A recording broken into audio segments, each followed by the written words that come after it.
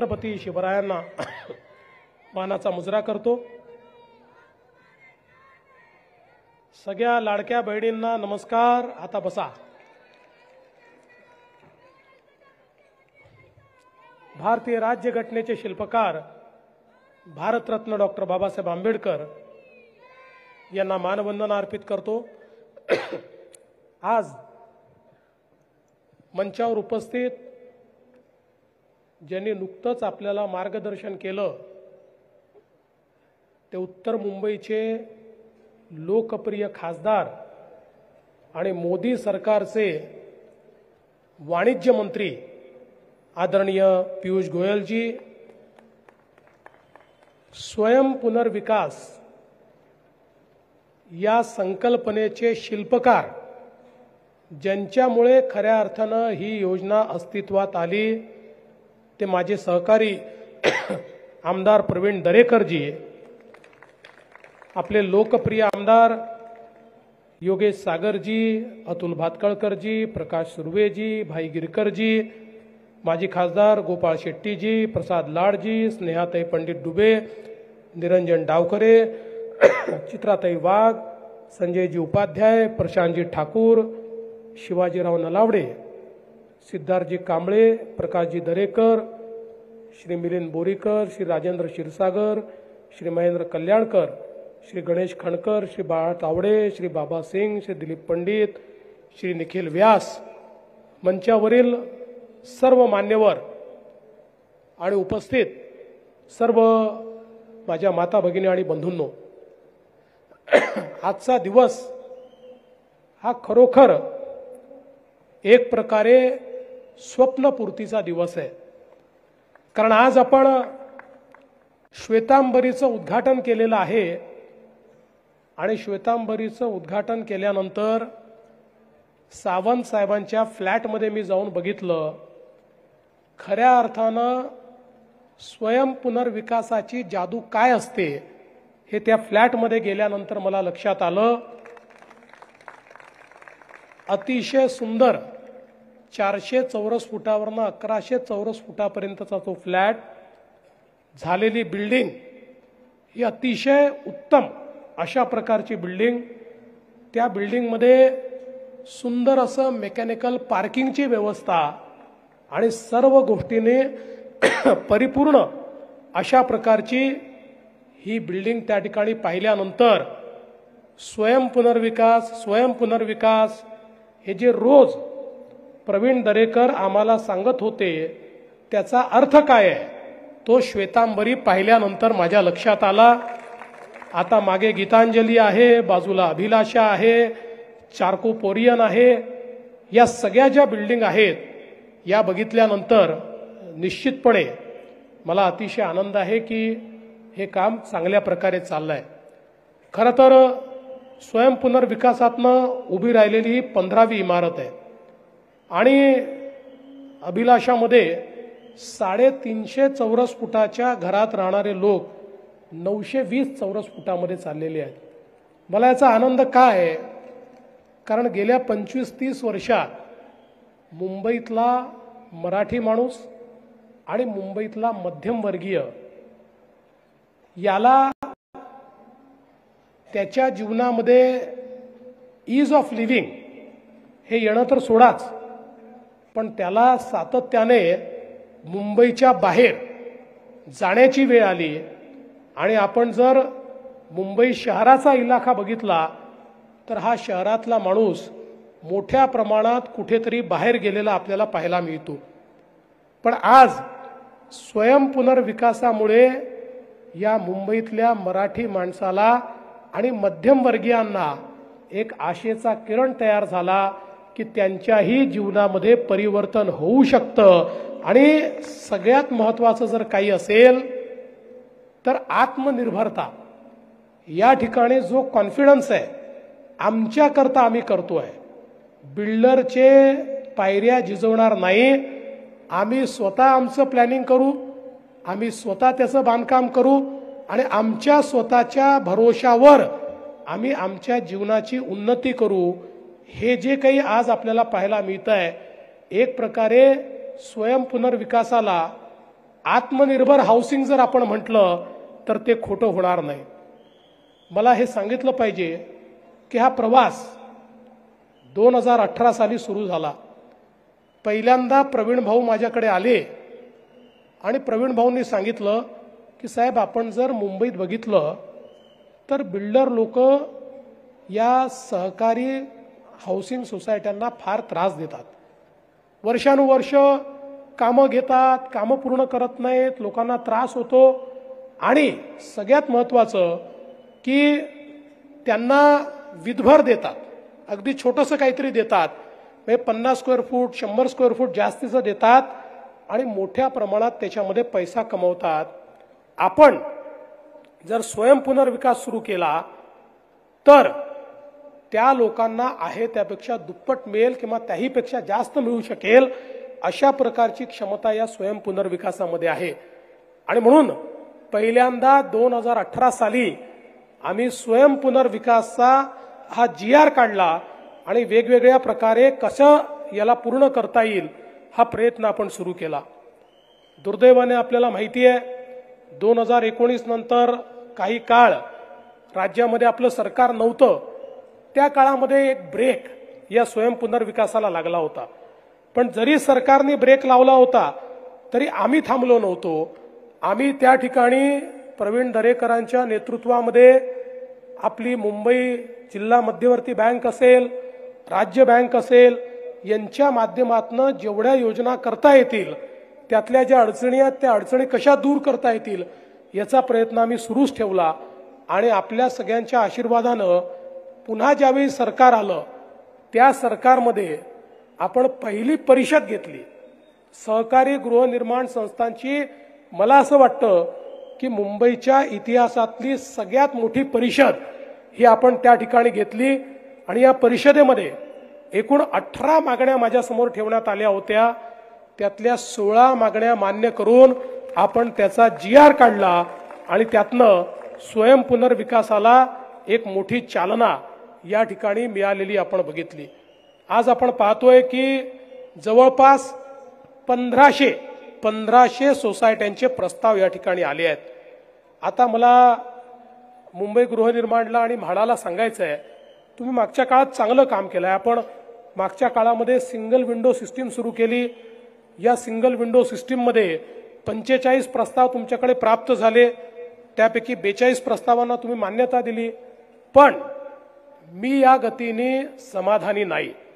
याचं कारण तुम्ही हा विचार करा की 1600 प्रस्ताव आमच्याकडे आहेत, तुमच्याकडे 42-45 प्रस्ताव का आले?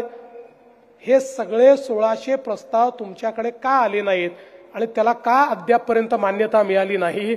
याचा अर्थ असा आहे की आपण ही जी सिंगल विंडो सुरू केलेली आहे याच्यामध्ये अद्यापही लोकांना अडचणी आहेत. बघा, स्वयंपुनर्विकास म्हटल्यानंतर अनेक दलालांची दुकानं बंद होत आहेत आणि ज्यांची दुकानं बंद होत आहेत ते खोडा घालण्याचा प्रयत्न करतात. पण मागच्या काळात जसं या बिल्डिंगच्या संदर्भात ज्या लोकांनी पैसे मागितले त्या क्षणी त्यांना आम्ही त्या ठिकाणी सस्पेंड केलं. मी आजच सांगतो, स्वयंपुनर्विकासामध्ये कोणीही खोडा घालण्याचा प्रयत्न केला तर त्याला त्याची नोकरी वाचवता येणार नाही.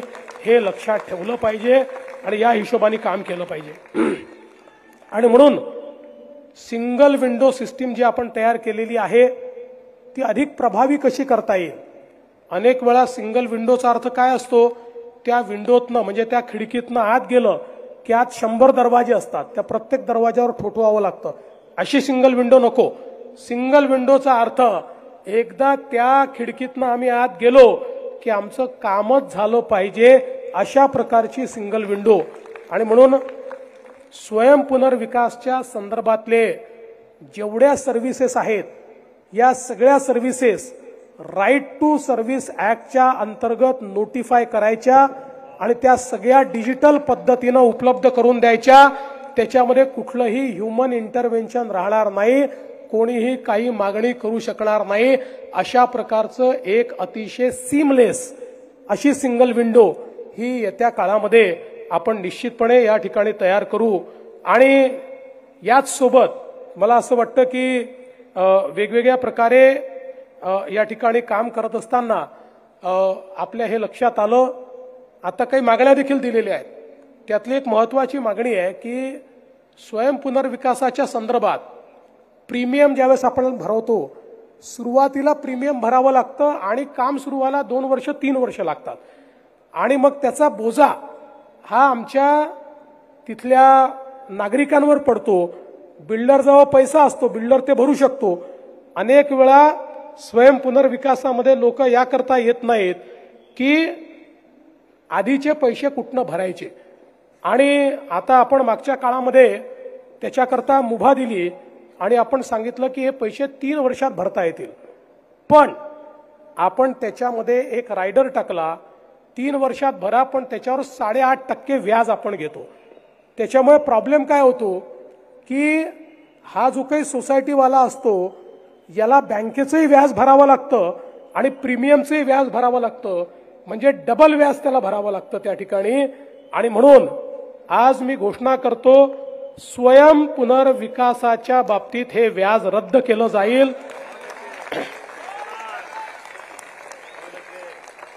त्याला व्याज लागणार नाही. 3 वर्षाच्या पुढे व्याज लागेल. 3 वर्षापर्यंत. आणि तसं जर आपण ठेवलं नाही तर तुम्ही बिल्डर सारखं वर्षानुवर्ष चाललंय असं नाही.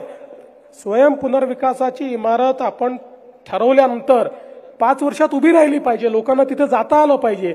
या दृष्टीनं 3 वर्षाकरता या संदर्भात जी काही व्याज माफी आहे ती व्याज माफी आपण देऊ. आणि मी तर असं म्हणेन की पहिल्या टप्प्यामध्ये पुढच्या 1 वर्षामध्ये म्हणजे मार्च 2026 पर्यंत स्वयंपुनर्विकासाचे जेवढे प्रपोजल येतील त्या सगळ्या प्रपोजल करता ही व्याज माफी लागू असेल. त्याच्यानंतर तुमच्या रिस्पॉन्सवर पुढचं आम्ही ठरवू की पुढे काय करायचं आहे. आज मला अतिशय आनंद आहे की मुंबई बँकेने खूप मोठ्या प्रमाणात याच्यामध्ये पुढाकार घेतलाय. खरं म्हणजे मुंबई बँकेच्या पुढाकारामुळेच आपण हे काम जे आहे या ठिकाणी करू शकलो. आणि म्हणून मी मुंबई बँकेचं विशेष अभिनंदन या निमित्ताने करतो. आणि माननीय पियुषजी आणि मी आम्ही दोघंही माननीय केंद्रीय सहकारिता मंत्री आदरणीय अमितभाई शहा साहेबांना भेटू. खरं म्हणजे प्रवीण दरेकरजी अमितभाईंना भेटल्याबरोबर अमितभाईंनी 5व्या मिनिटाला त्या ठिकाणी 1000 कोटी रुपये हे स्वयंपुनर्विकासाकरता मंजूर केले. फक्त त्याच्यामध्ये नंतर असं लक्षात आलं की एनसीडीसीला पैसे देताना त्यातली अट आहे की त्यांना ग्रामीण भागात द्यावे लागतात सहकारामध्ये. आता या सगळ्या सोसायट्या शहरात आहे, MMR रिजनमध्ये आहेत, पुण्यात आहेत, नागपुरात आहेत, नाशिकमध्ये आहे. हा कुठलाच ग्रामीण भाग नाही आहे. त्यामुळे ही जी अडचण आहे ती माननीय पियुषभाईंच्या नेतृत्वात आम्ही जाऊ, माननीय अमितभाईंच्या लक्षात आणून देऊ. आणि मला विश्वास आहे की ते तात्काळ त्यातनं मार्ग काढतील. एकदा तो मार्ग निघाला तर स्वयंपुनर्विकासाच्या फंडिंगमध्ये कुठलीच कमतरता उरणार नाही.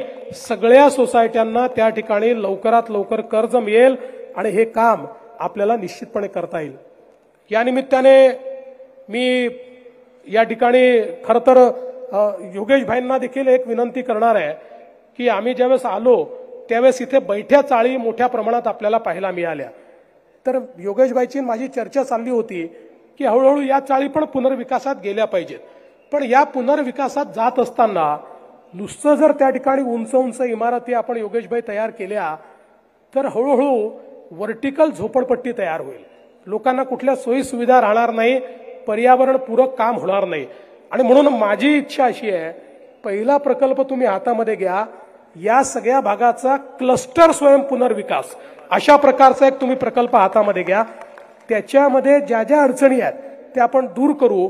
क्लस्टर पुनर्विकास जर आपण केला तर आपल्याला खेळाचं मैदान मिळेल, आपल्याला गार्डन मिळेल, आपल्याला पब्लिक स्पेस मिळेल, आपल्याला पब्लिक अम्युनिटी मिळेल, सगळ्या गोष्टी मिळतील आणि त्यातनं एक चांगला विकास आपल्याला करता येईल. आज आपल्याला माहिती आहे की म्हाडाच्या 56 वसाहतीमध्ये मोठ्या प्रमाणात या पुनर्विकासाचं काम आपण सुरू केलेलं आहे. कारण आज ती आवश्यकता आहे. त्या काळातल्या परिस्थितीप्रमाणे त्या वसाहती तयार झाल्या. कदाचित त्या काळामध्ये छप्पर मिळणं एवढाच एक त्याच्या पाठीमागे उद्दिष्ट होतं. पण आमचे प्रधानमंत्री माननीय नरेंद्र मोदीजींनी आम्हाला सांगितलंय की प्रत्येक माणसाला ईज ऑफ लिव्हिंग मिळालं पाहिजे, त्याच्या जीवनामध्ये गुणात्मक परिवर्तन आलं पाहिजे. हे गुणात्मक परिवर्तन जर आणायचं असेल तर आपल्याला स्वयंपुनर्विकासामध्येही क्लस्टरचा अप्रोच या ठिकाणी तयार करावा लागेल.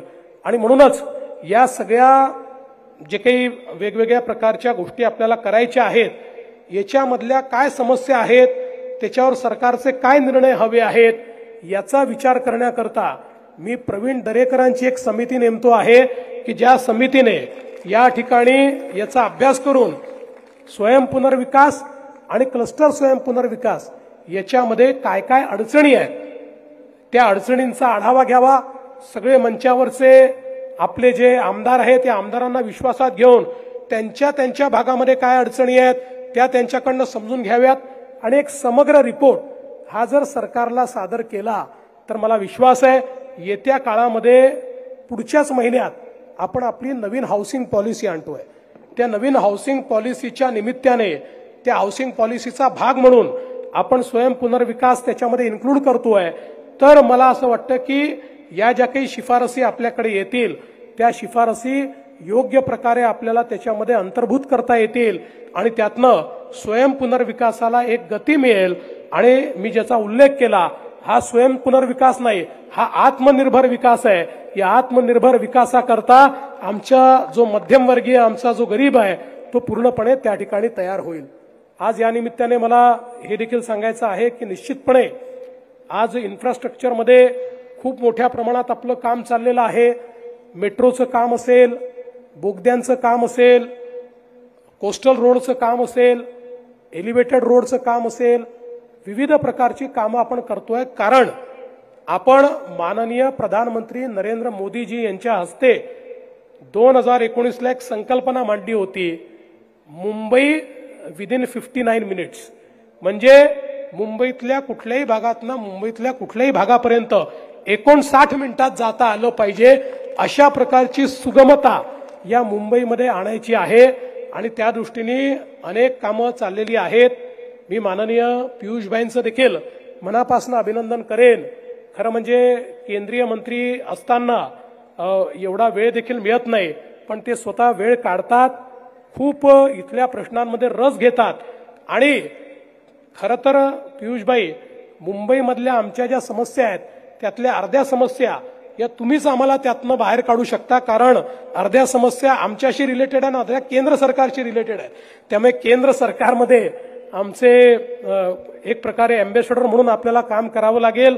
आणि मागच्या काळामध्ये आमच्या गोपाळभाईंनी उत्तर मुंबईचा खासदार म्हणून अतिशय चांगलं काम केलं. आता या उत्तर मुंबईला उत्तम मुंबई करण्याचा विडा हा पियुषभाईंनी उचललेला आहे. मी आपल्याला एवढंच आश्वस्त करतो की महाराष्ट्राचं सरकार हे पूर्णपणे या आपल्या प्रयत्नांमध्ये आपल्या पाठीशी उभं राहील आणि याकरता जे जे करण्याची आवश्यकता असेल ते आम्ही करू. मी पुन्हा एकदा या गोष्टीचा आनंद व्यक्त करतो की काही लोक हे केवळ मराठी माणसाबद्दल बोलत राहिले पण त्यांनी काहीच केलं नाही. पण आज मला या गोष्टीचं समाधान आहे की आम्ही त्या मराठी माणसाला त्याचं हक्काचं घर हे या ठिकाणी देऊ शकलेलो आहे. आणि भविष्यातही हा माझा संकल्प आहे की जोपर्यंत स्वयंपुनर्विकास ऑटो पायलट मोडवर जात नाही तोपर्यंत जेवढे बदल करावे लागले तेवढे बदल करण्याची माझी तयारी आहे. त्या संदर्भात सगळे बदल आपण करूया आणि स्वाभिमानानं स्वयंपुनर्विकासातून या ठिकाणी आत्मनिर्भर अशा प्रकारचा आमचा मुंबईकर हा उभा करण्याचा संकल्प आज मी घेतो. आणि या चांगल्या कार्यक्रमामध्ये प्रवीण भाऊ तुम्ही मला निमंत्रित केलं. आतापर्यंत स्वयंपुनर्विकासाच्या इमारती फोटोमध्येच पाहत होतो, आज प्रत्यक्ष पाहून सीइंग इज बिलिव्हिंग, पाहिल्याने तुमचा विश्वास बसतो. तसा माझा विश्वास आज पूर्णपणे बसलेला आहे. म्हणजे आधी होताच पण आज पूर्णपणे बसलेला आहे की मुंबईचं चित्र स्वयंपुनर्विकासच बदलवू शकतो. आणि म्हणून त्याकरता माझी कटिबद्धता आणि प्रतिबद्धता या ठिकाणी जाहीर करतो आणि माझं बोलणं संपवतो. धन्यवाद. जय हिंद, जय महाराष्ट्र.